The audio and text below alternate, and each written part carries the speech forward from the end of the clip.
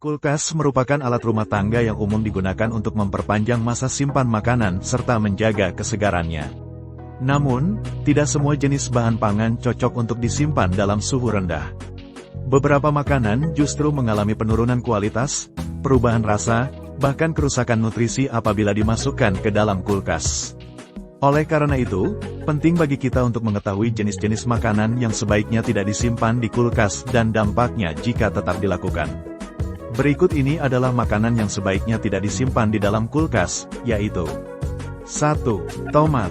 Tomat merupakan bahan makanan yang sangat sensitif terhadap suhu dingin. Ketika disimpan di kulkas, proses pematangan alaminya terhenti, sehingga teksturnya menjadi lembek dan rasanya cenderung hambar. Suhu rendah juga merusak dinding sel tomat, yang menyebabkan air keluar dari daging buah dan membuatnya cepat membusuk. Dampak, rasa tomat menjadi kurang segar. Tekstur berubah menjadi lembek.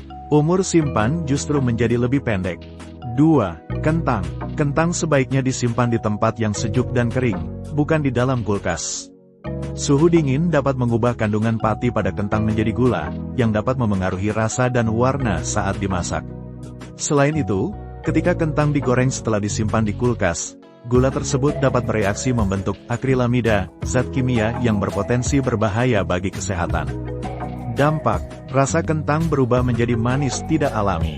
Tekstur saat dimasak menjadi kurang baik. Potensi terbentuknya zat berbahaya, akrilamida.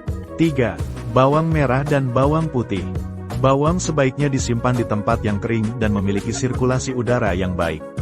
Ketika disimpan di kulkas, kelembapan yang tinggi memicu tumbuhnya tunas dan mempercepat pembusukan.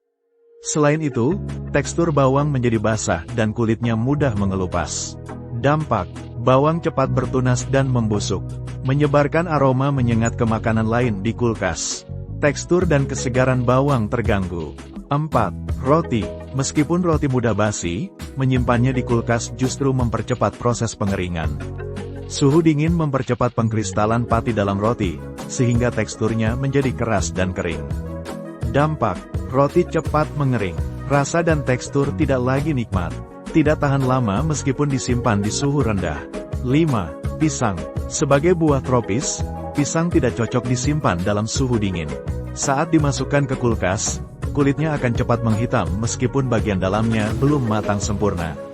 Proses pematangan juga terganggu, sehingga rasa pisang tidak maksimal. Dampak, kulit pisang menghitam. Buah tidak matang dengan baik. Rasa menjadi kurang manis dan segar. 6. Alpukat. Alpukat yang masih keras sebaiknya dibiarkan matang di suhu ruang. Suhu kulkas akan menghentikan proses pematangan, sehingga buah tetap keras dan hambar. Dampak, proses pematangan terhenti. Tekstur tidak lembut. Rasa menjadi kurang enak. 7. Madu. Madu memiliki sifat antimikroba alami dan tidak memerlukan penyimpanan dalam kulkas. Menyimpan madu di suhu rendah justru dapat menyebabkan pengkristalan dan pengerasan, sehingga madu sulit untuk digunakan. Dampak, madu mengkristal dan mengeras. Sulit dikeluarkan dari wadah. Penurunan kenyamanan saat digunakan. 8. Kopi, baik biji maupun bubuk. Kopi mudah menyerap kelembapan dan bau dari lingkungan sekitarnya. Kulkas dengan kelembapan tinggi akan menyebabkan kopi menggumpal dan aromanya berkurang karena tercampur dengan bau makanan lain.